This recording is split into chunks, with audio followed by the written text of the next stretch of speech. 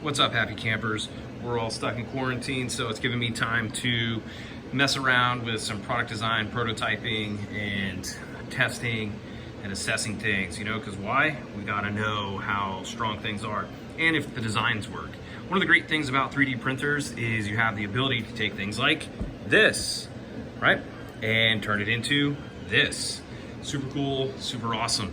So taking some inspiration from trailer hitches for the gStrength, I decided that I would mock up an attachment that goes like so, and then mount this piece to whatever, and then you use a pin, stick it through like so, and then you have this super robust attachment point with which to pull on your gStrength. And then when you want to move it, take this, boop, take your gStrength with you, wherever you want to go, and put it somewhere else. So you can take a bunch of these things, right, mount them on a squat rack, on multiple boards, and then have, a completely versatile gStrength attachment and put it anywhere, right? So one of the great things about product testing, prototype testing, is failure. Failure is an option, right? And this failed pretty cool, pretty neat. It was simple. It wasn't like some big explosion and pullout. Now you'll see this honeycomb BS. This is an infill in 3D printing. You can set the parameters. This was set to 20 because I just wanted to do a quick rapid prototype.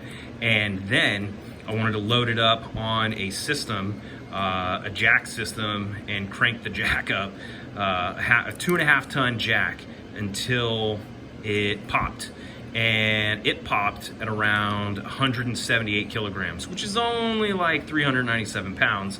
But, for like maximum voluntary isometric contraction, that's more than ample.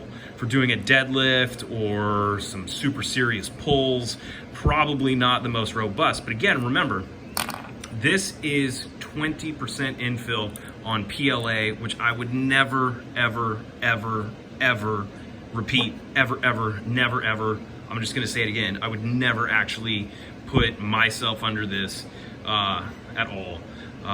We have, really amazing printers that can print probably, close to aluminum with some carbon fiber infill.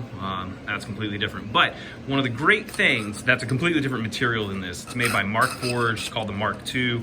Uses special proprietary filament. Really fantastic. But the thing is I want a system that allows me to take my gStrength, plug it in, drop in a pin, and then go to different positions. That way you have a versatile system that is also self-standing, right? There's no droop.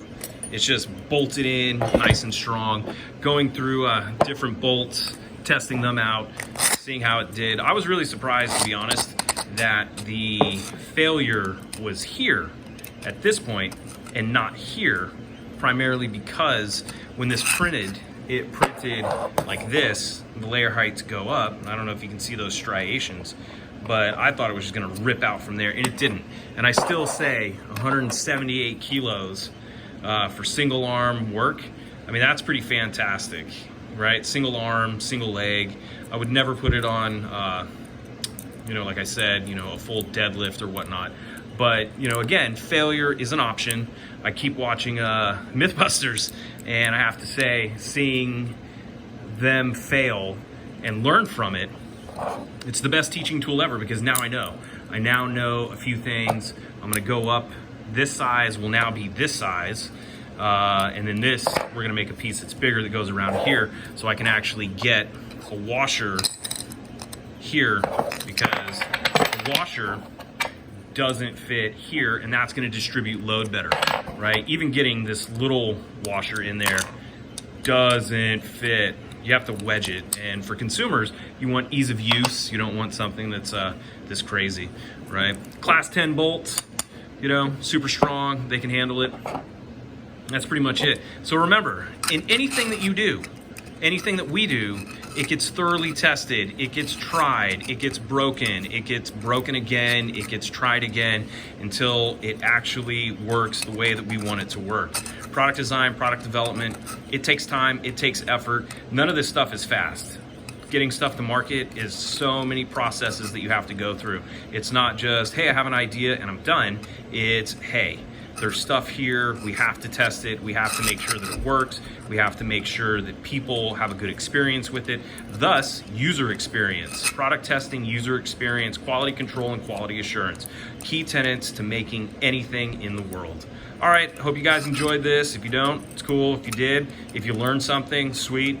If you don't, that's okay too, right? It's all about trial and error, having fun, making stuff, enjoying our time. All right, later.